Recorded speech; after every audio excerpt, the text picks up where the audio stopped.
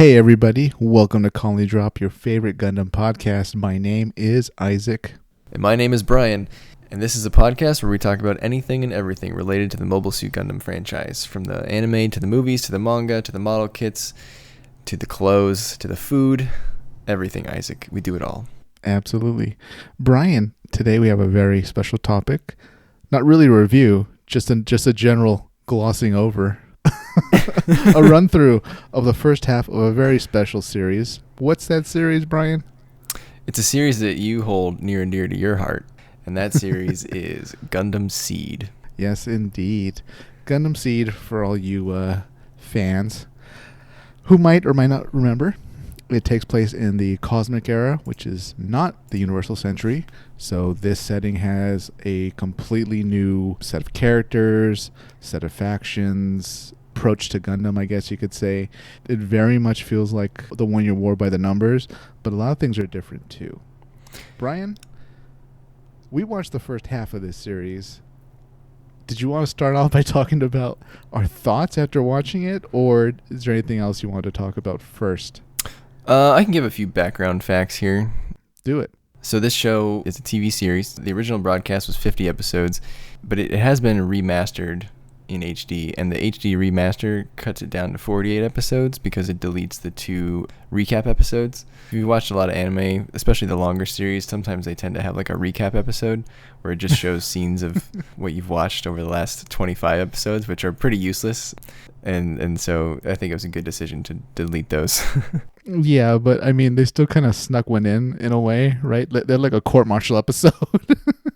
Yeah. This series aired between October of 2002 through September of 2003. As far as where you can get it today, you can get it on Blu-ray. You can stream it on Funimation, which is probably where we would recommend that you stream it, given that Funimation, I think, is the only streaming service that has the new dub.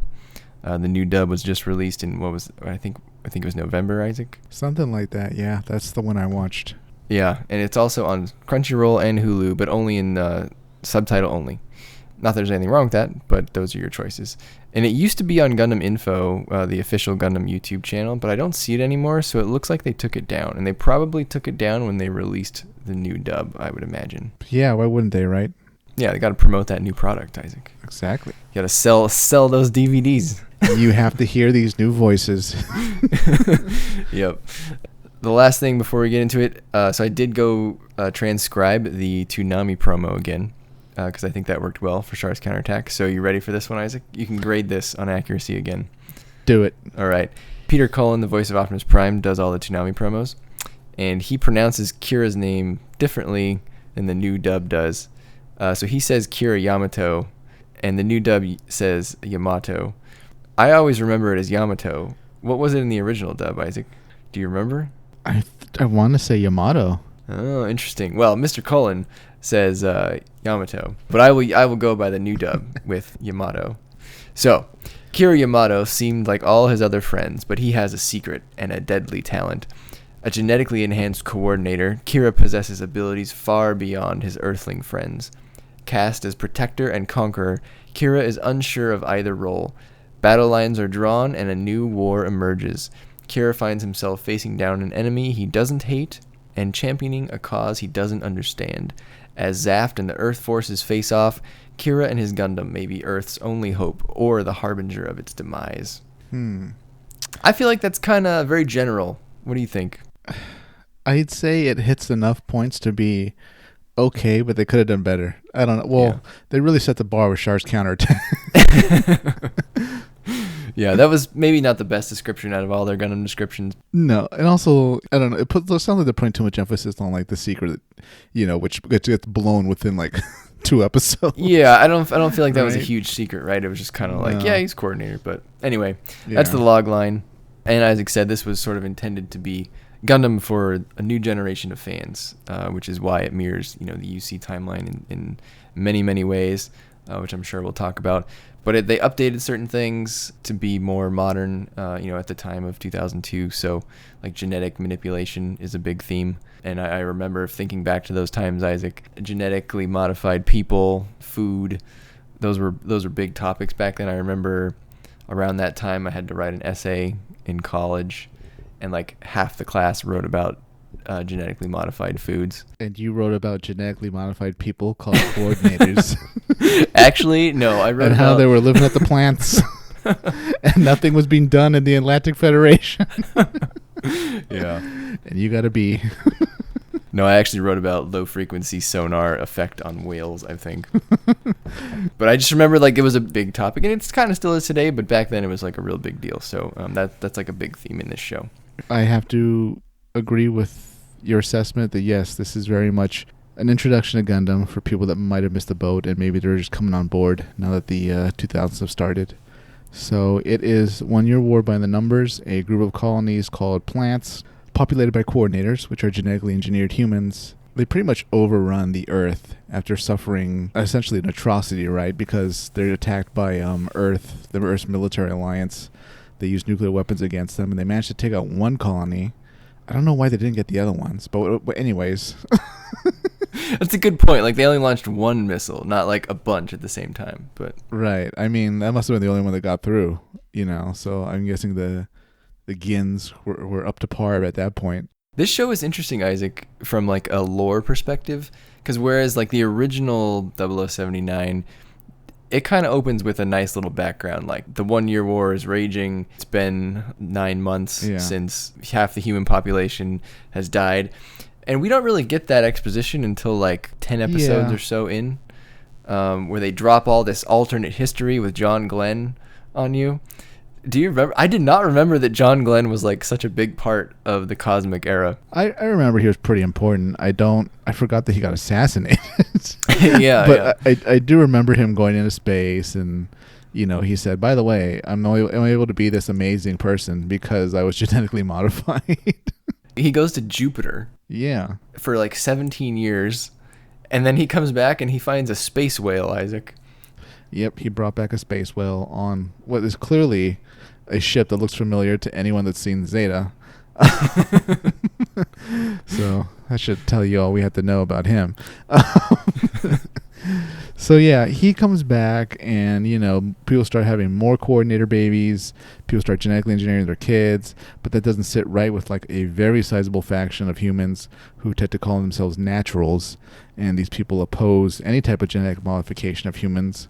And hate crimes start just spreading like wildfire. So eventually, anybody that's a coordinator generally goes to a plant. Not necessarily, but, most countries on Earth aren't safe. So they go to these orbital colonies called plants, form their own society, their own nation, and they get attacked by Earth, or at least the nations of Earth that have formed a military alliance and want to wipe them out. Only one nuke gets through, destroys one plant's colony. And after that, the war sort of descends into a stalemate with the plants forming their own military called ZAFT, which stands for Zodiac Alliance Freedom Treaty, or Zodiac Alliance of the Freedom Treaty.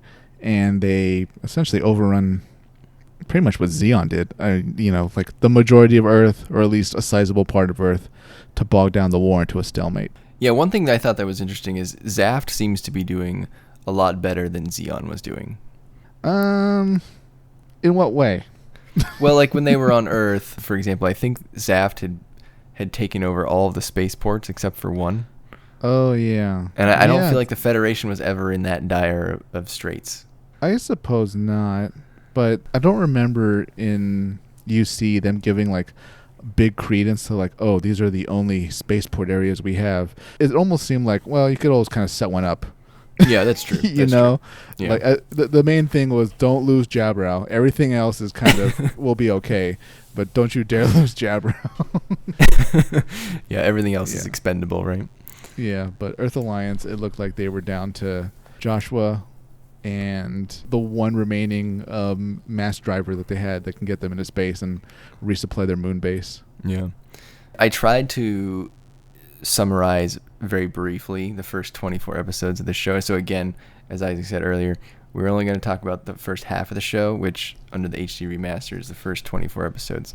So help me out here when I get stuck, Isaac, but I'll do it. So this story opens in Cosmic Era 70. 11 months have passed since the Bloody Valentine tragedy, which is what Isaac just described, where the Earth Alliance nuked an agricultural plant, Isaac. It was not even a military-oriented plant. Do you think that was on purpose? Like, was the Earth Alliance military saying, okay, we're definitely going to starve these guys out? It's possible. It's possible. Or was this a case of Zap was really focused on like protecting their population centers, and the only nuke that went through, of course, went to like an agricultural zone? That's a very tragic way of looking at it. The thing that it reminded me of the most was World War II.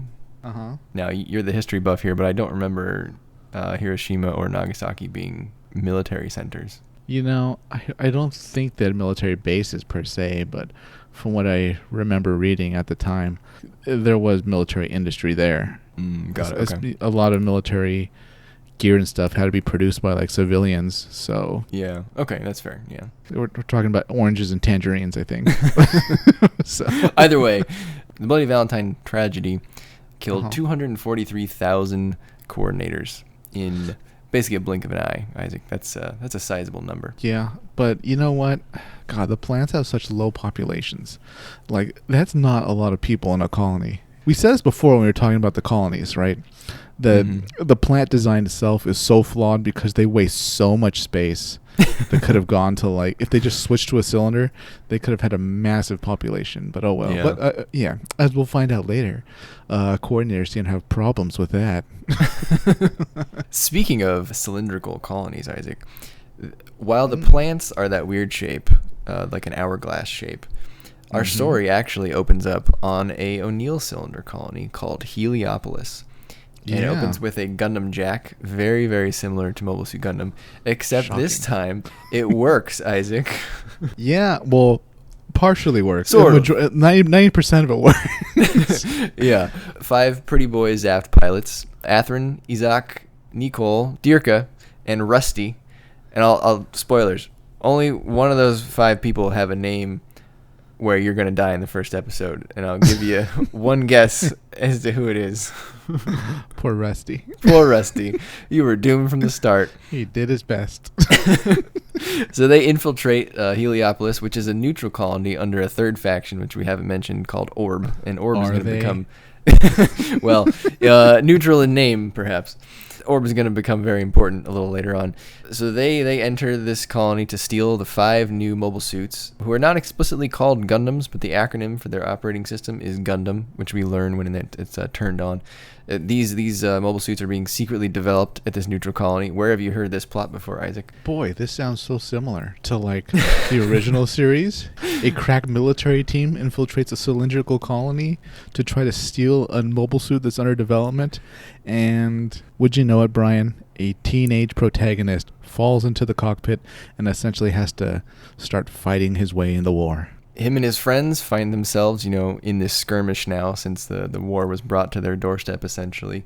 Before he gets in the Gundam, he does shove a girl named Kigali into a shelter, and she will come back much later, but she's very important. Unfortunately. And before he gets into Gundam, he sees one of the Zaft pilots, Isaac, and turns out they are what? They are former friends. Turns out they knew each other back when they were little tykes going to school. It's been a few years since they've seen each other, and this was not how they planned on running into each other again. Nope. Athrun is very surprised to see Kira about to get into the Strike Gundam.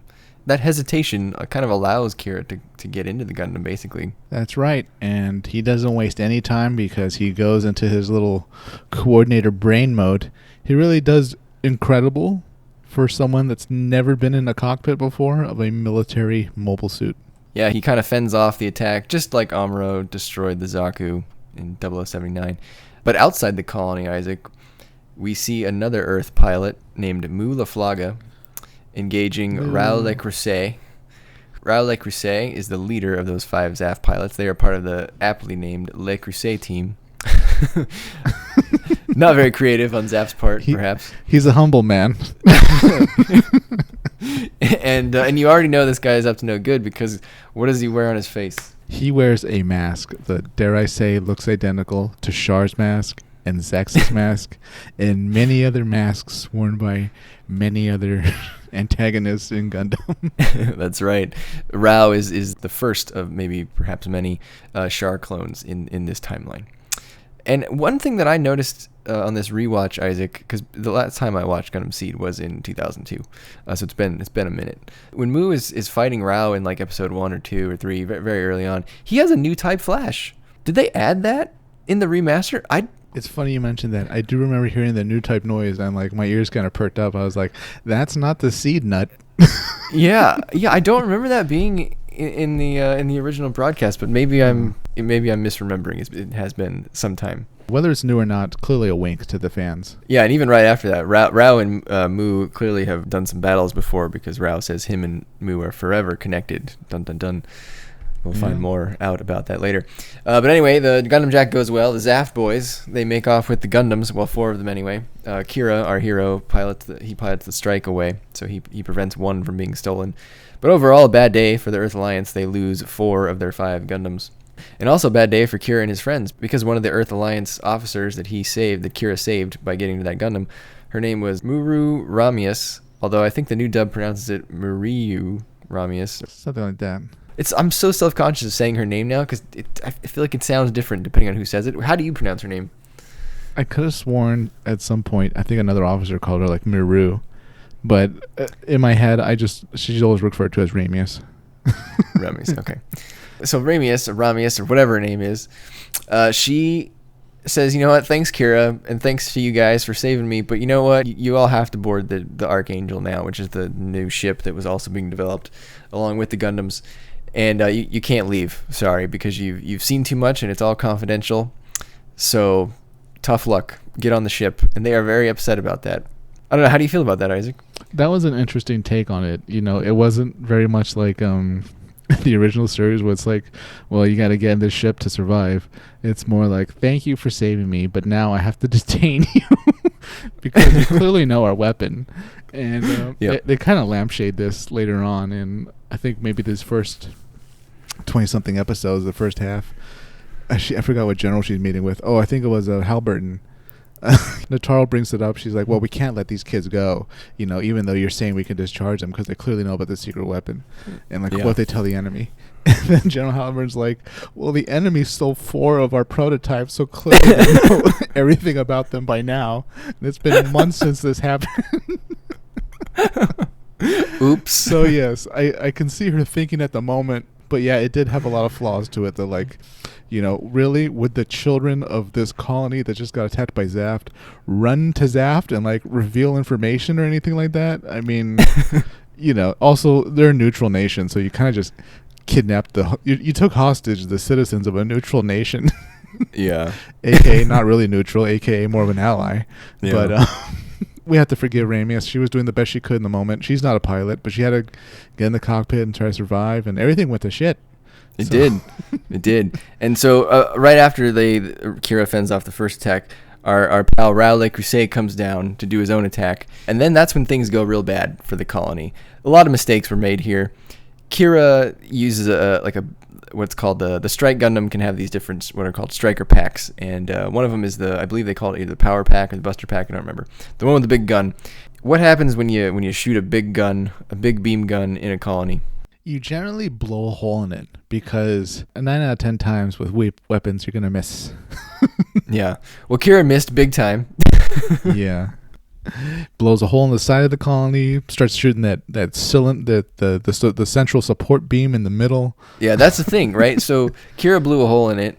The Gins or the Jins, whatever you want to call them, and the Archangel, they were all just shooting everywhere. Missiles were flying all over the place. That particular colony had this big, I don't know, central shaft thing, and they just blew the hell out of that thing. That thing collapsed. The whole colony collapses.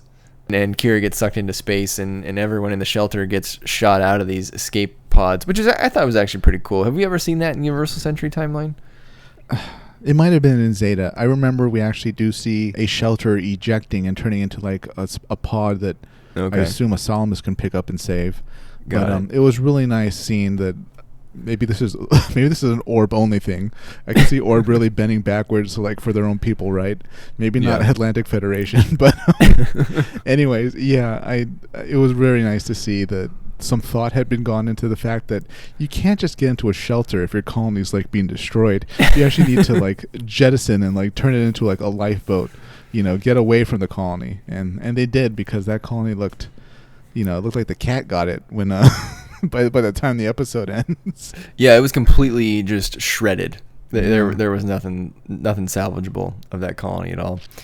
So the Archangel, our heroes regroup, but so does the enemy, and they start, the Zaft boys start pursuing the Archangel.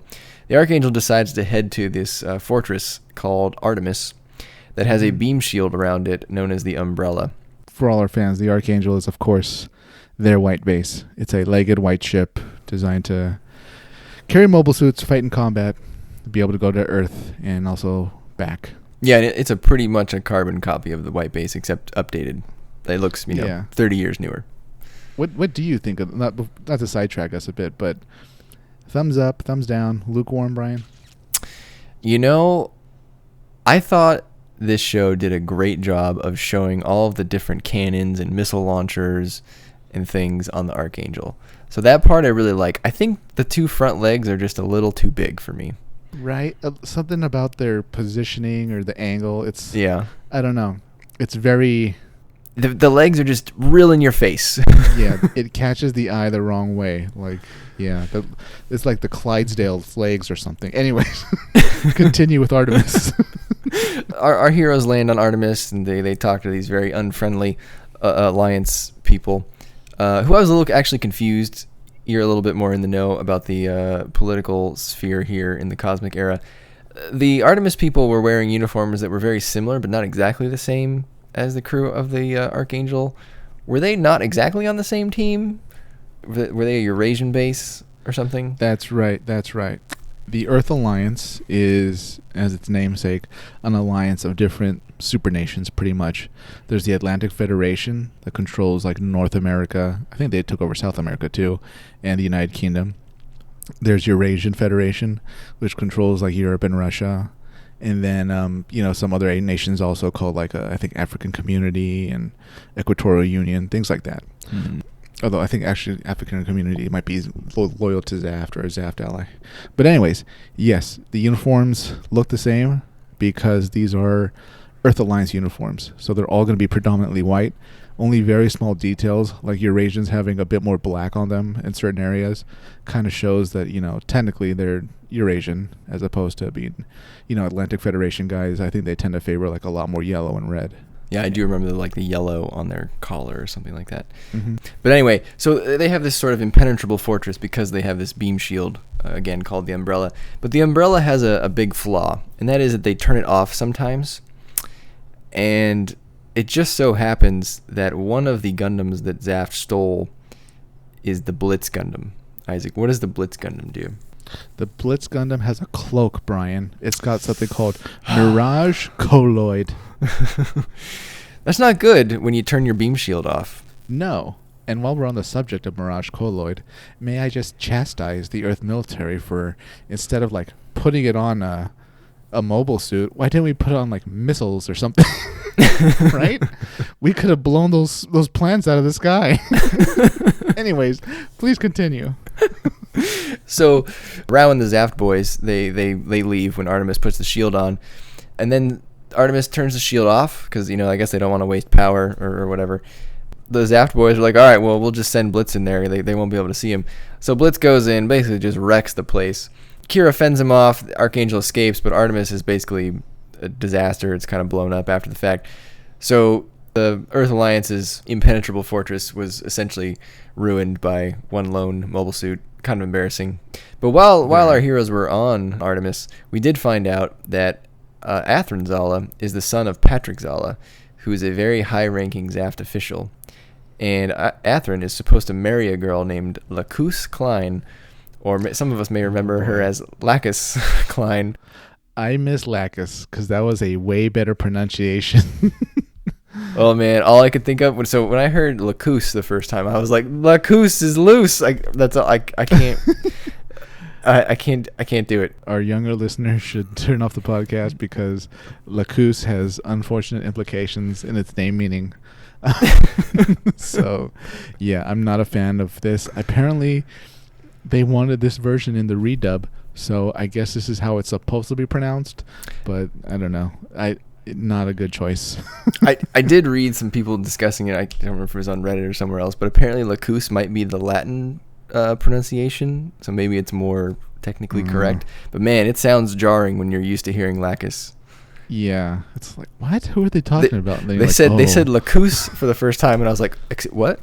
Who? Miss Lakoose." I was like, they can't mean her, can they? I was like, oh no, I'm gonna hear this for the whole season. Yeah, she's gonna recur in the next 100 episodes of this show. So, not a throwaway character.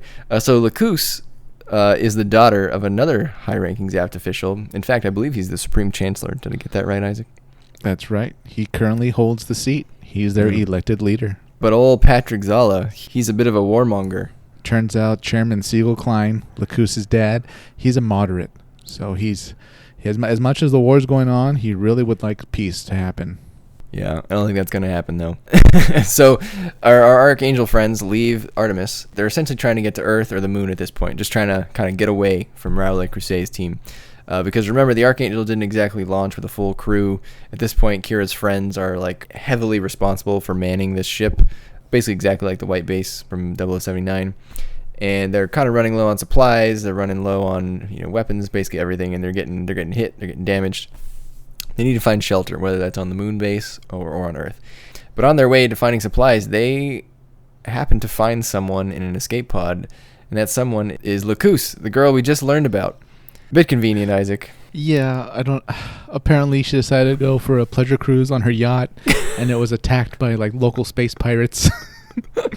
So her little escape pod jettisoned, and yeah, God, she comes off as so naive. I don't remember her being this naive in the original series, but like they open the pod and she's like, "It's a pleasure to meet you. Oh, you happen to be from Earth and all this stuff. And, gee, I sure hope everyone on my hollowed out yacht with like the massive damage is okay." Turns out they're not. They're all dead. Yeah, we meet our naive pink little pop star princess that has no place. She might be my greatest criticism of the series, because I think she just drags it down so much compared to the original Mobile Suit Gundam. There was really nobody like her that was just this naive. I know you're not a fan of Lala from the original Mobile Suit Gundam. Do you dislike Lacus Lakoose more than Lala? They're completely different characters. I dislike Lakoose more. Wow, yeah, I'll say that. That's big. Okay. Yeah. Say what you will about Lala, but she was a combat pilot. Yeah, that's fair. So the Archangel becomes under attack again from the Lakoose team, because that's what they do. They're trying to sink this ship. I love how you put a lot of like Francophile pronunciation into that one. His name is just so fun to say. I'm gonna say it as much as I can and keep pronouncing it in a terrible French way. Are you gonna go to like restaurants when they reopen and you'll be like, you'll look at the menu and you'll be like, "I'll have the Lakoose." The waiter would be like, "There's nothing on that, sir." And you'd be like, "Of course you wouldn't have that here." Peasants, all of you. I'll go somewhere else for Lakoose. So they get in another big fleet battle, and this fleet battle just happens to include the father of one of Kira's friends on board, whose name is Flay. She is a bit crazy. I don't know. How would you describe Flay at this point, Isaac? She wasn't that crazy before that, but I mean, yes, she's a bit of a high-strung person. I think she's got a crush on Kira, although I don't know, she's kind of playing the men, right? She's playing the young men. A little bit. Playing wide and left and right. They should name Flay Lakoose. Flay is Lacooser than Lakoose is. Pretty much. She's loose as Lakoose. Anyways, yes, they're witnessing the battle, kind of partaking in it, but not as much as the other ships. And it goes poorly, doesn't it, Brian? Yeah. Flay's father is on one of these Earth Alliance ships, and he doesn't make it. The ship gets destroyed, basically in front of her. And it was very unfortunate because she knew that the battle wasn't going well, and she ran into the bridge and said, "Hey, we need to offer up Lakoose as a hostage to get them to stop firing." And as soon as she made that suggestion is basically when her father's ship went up in a ball of fire. He was in the shuttle bay, remember? They were like minutes or seconds from evacuating him. Yep, didn't make it. No. I also, if I remember correctly, I think Nataro, who's the second officer on the Archangel, she backed her up too, right? She was like, "Yeah, this is kind of the right move for a terrible for sure. situation."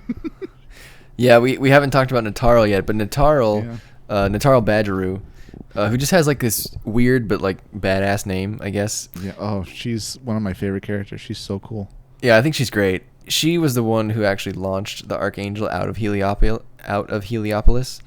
And right away, although Ramius is higher ranked than Nataro, you can tell that at some point these two are going to be on the opposite sides of the conflict, or of a conflict, I'll say. Yeah, they agree on a lot of things, but they disagree on a lot of things also. Very different ways to approach. Right after Flay's father's ship goes up in flames, Nataro ends up just getting on the comm anyway and basically outing that they have Lakoose and telling Zaf to stop firing, which was pretty ballsy of her, Isaac. I don't know. Is this wouldn't that get you like, I don't know, court-martialed or something? You mean for Flay or Nataro? No, for Nataro. Oh, because she actually did it. Remember, she was like, "Attention, Zaft, we have Lakoose Klein." I think the only reason she did it is later on, maybe the same episode or something, the episode after.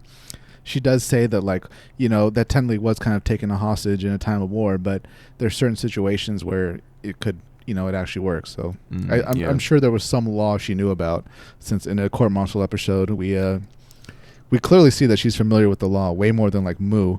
Oh, that's true, yeah. So I think she knew at least a few laws that would back her up on the situation. Yeah, that's fair. Yeah. And speaking of that court-martial, so Kira does not like using Lakoose as a hostage. So him and his pals sneak her out, and they turn her over to Athrun in the middle of the night, basically. And one of the funniest parts of this first 24 episodes, I thought, was when Rao launched to like go intercept Kira once Athrun had Lakoose back. And Lakoose told him, like, "Rao, stop. You can't do that here because we are in the middle of the remains of Junius 7 and no one can fight here. Please return your mobile suit to the ship." And like, he had to listen to her, and I was like, oh, somebody got told. To his credit, he does listen to like the commanding officer, He's not too much of a hothead. He got owned by the bubblegum pop princess. So from there, our crew, they are now attempting to go to Alaska. I believe there's a base there or something they were trying to get the strike combat data, or get the strike there, just in general. And the Earth fleet is basically prioritizing their, the Archangel's ability to do so. So they place the Archangel in the back of this fleet so as to defend them. But Rao and the Zaft boys just kind of don't give an F, Isaac. No, they don't. I think even with like fewer ships also, they're able to attack this pretty sizable Earth Alliance fleet and almost kill every ship, I think. Pretty much. It reminded me a lot of the Battle of Loom, just very not quite as big, right? I mean, I guess we should say the Earth Alliance, their mobile suits, well, they don't really have any. First of all, they have these mobile armors called Mobiuses, and they suck. They're not very good. Yeah. You have to be pretty lucky. Even their capital ships are terrible. Their capital ships like out Salamis a Salamis, and I don't mean that in like a good way. Like, these look way more fragile than like Salamis is. Yeah. So the Zaft boys, they're just tearing up this Earth fleet, and poor Kira over here, he's fighting all the Zaft boys by himself. I don't know. I actually, through this whole first 24 episodes, Isaac, the Archangel has been very undermanned, like underpowered. They've got like the strike, and that's pretty much it. Did you feel the same way? Like how are the Zaft boys not winning? I mean, a lot of it's also Moo, because he's such an ace pilot. He really helps out. How can you chalk it up? I don't know. I mean, maybe the Zaft boys just aren't very good. Yeah, I mean, they're using mobile suits they just got, so there's still a bit of a learning curve, even if they are, genetically enhanced, blah, blah, blah, and all that. The Archangel clearly has way better defenses than the run-of-the-mill Earth Alliance ships, so I think a lot of credit gets spread out on the side of our heroes. Yeah. So the battle doesn't go well for the Earth Alliance ships. Most of them get destroyed, as Isaac mentioned, and the strike gets locked in a duel with the Dual Gundam and the Buster Gundam, and all three of them are sort of not able to get back to their ships, or are about to not be able to get back to their ships. Dual and Buster, in fact, do not make it back to their ships, so they have to re-enter Earth's atmosphere by themselves. The Archangel goes back and gets Kira back into the ship, but by doing so, they are thrown off course, and instead of landing in Alaska, in Alliance territory, they land in Zaft territory, Isaac. Yeah, I think they'll land in North Africa, which is part of like Zaft's little ally and nation state called like African Community or something like that. So they're gonna, just like the White Base, they're gonna have to do their little journey around the world to actually get where they're supposed to go. Yep, and if you've seen 0079, you can see how closely this is mirroring the plot, right? We started in space with the Gundam Jack. You have a ragtag crew trying to get to safety, ending up re-entering the atmosphere. There's even the atmospheric fights are even very similar in the fact that the Gundam, had to re-enter to some degree on its own, which is a big thing, right, for mobile suits. So our Archangel crew lands in Africa. The Duel and the Buster also land in Africa, but Rao and his team, they stay in space. So Rao, Atherin, and Nicole. Atherin and Nicole stay in space with Rao for now. So now you've just got two of the Zaft boys now pursuing the Archangel. And the new enemy, what would you call him? The Zaft antagonist on Earth is, he has a special name. What is his name, Isaac? He's the Desert Tiger, if I'm correct, right, Brian? He is. And I gotta say, I loved the Desert Tiger on the rewatch. I thought he was one of the best characters. I don't know how you felt. Couldn't get enough of him. Really nice guy. Yeah. I also thought he had one of the best voice actors in the show, at least for the dub. I thought his was, outside of maybe Natarl, I thought maybe his VA was the best, which is a shame because he's not in the show the whole time, right? He's only in, 5, 6 episodes? Sorta. Yeah, sorta. I'll say that. The Desert Tiger is sort of this, he's basically the Raoul Lacus of the Africa region. But ironically, he hates Raoul Lacus. And the Archangel crew kind of engages his army, I'll call it, a few times. It's very hard to fight in Africa. Where they are is a desert, so these mobile suits are trying to step on sand. They're sinking. Kira has to make a bunch of adjustments, but of course, he gets his special nut mode, his special seed mode, and ends up, kind of out-dueling basically all of the Desert Tiger's forces. At this point, the Archangel meets back up with Kigali, and she's now part of the Desert Dawn, which is, I don't know, how would you describe the Desert Dawn, Isaac? Are they a paramilitary civilian force? They're very much a resistance, almost bare bones. Like they have certain equipment, but nothing close to like mobile suits. They got a lot of heart and a lot of spirit, but maybe not a lot of brains, considering they drive basically jeeps and armored vehicles into battle against these mobile suits. That just doesn't seem like a good idea. Yeah, but they're trying to defend their homeland, their way of living. They're very prideful. They said, all we want to do is be left in peace and all that. So they'll keep fighting, even though it's bit of a one-sided battle, to say the least. Yeah, and so Kira ends up sort of befriending Kigali, and they go into this town together, and they end up encountering the Desert Tiger himself, Andrew Waldfeld. Waldfeld is a very sharp individual, so he recognizes that Kira is the pilot of the strike, and he invites them back to their headquarters, and they have this sort of philosophical discussion about battle. In this story, Waldfeld is basically functioning as Ramba Rao. Did you get that as well? Yeah, pretty much. But I don't know, very much a younger Ramba Rao, not too involved in the ongoing intrigue that Zeon had going on. Andrew looks like he's clearly running things almost autonomously. Yeah. That was pretty cool. So I think that conversation has a big effect on Kira in terms of his outlook. How would you describe Waldfeld's philosophy, Isaac? It's basically when is enough enough? How do you find enough in war? I'd almost say he's like a punch clock villain. He's not really ideologically into it. He's willing to do his duty, but he really makes sure there's not a lot of death for the civilians in the way. There's not a lot of collateral damage. A well-meaning villain, I guess you could say. He's a great tactician. He basically outmaneuvers the Archangel pretty much every step of the way. Kira does end up defeating him in sort of a climactic battle where, Kira does, use his seed mode, his walnut mode. After that, the Archangel kind of sets off with Kigali in tow, which I thought was interesting. She basically just forces her way onto the Archangel. Yeah, at that point, they'd run into each other too many times, so she might as well just come along to continue the resistance now that they actually liberated their little corner of North Africa.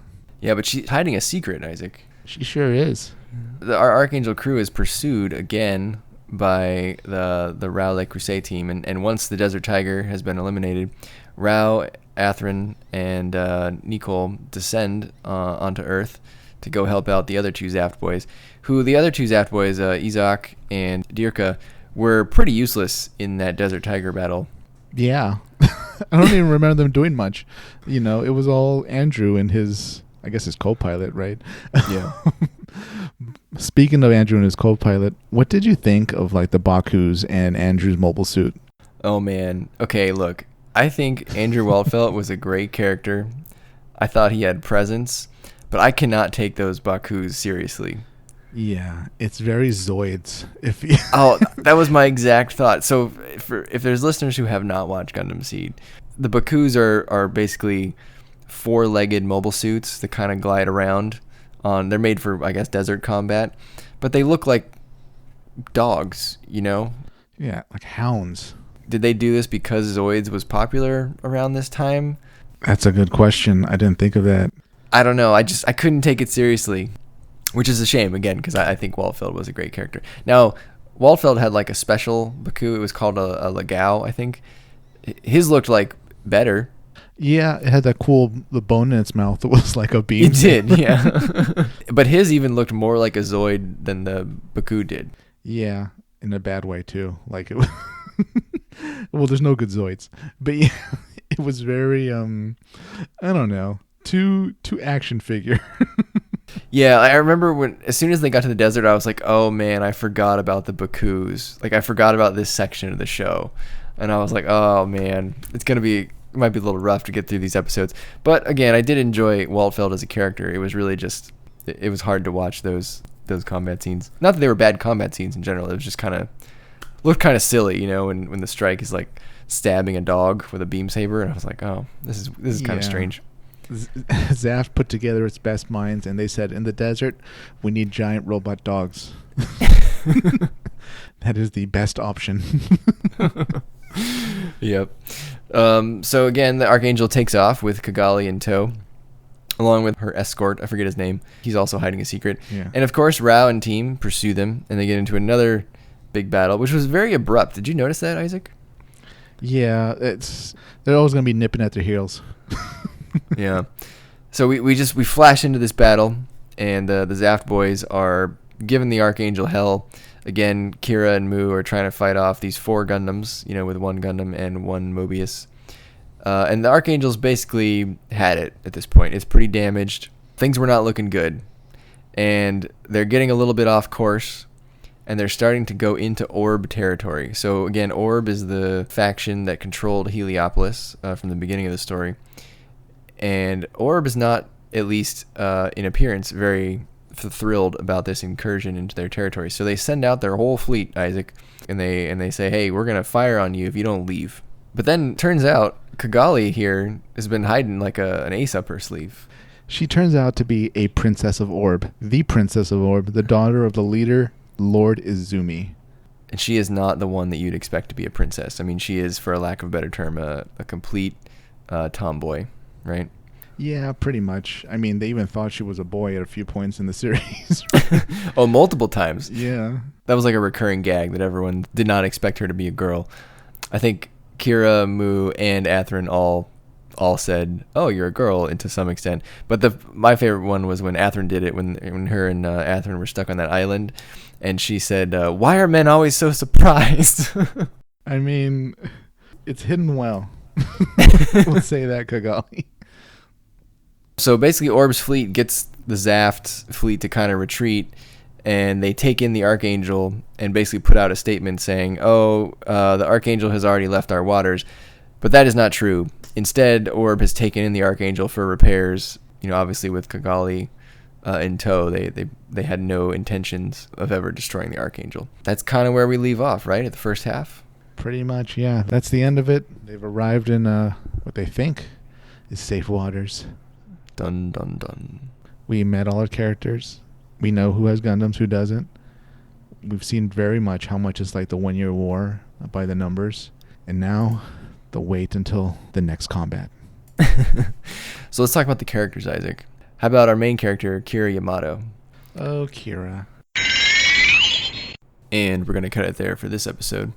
Next week, we'll continue our review of Gundam SEED's first half, including the characters, the mobile suit designs, and a bunch of probing questions for Isaac. If you enjoy our podcast, please subscribe and leave us a review on Apple Podcasts. You can leave us a comment on Twitter and on Instagram, both at Colony Dropcast, as well as on our YouTube channel. Until then, keep those Minovsky reactors warm and stay safe out there, everybody.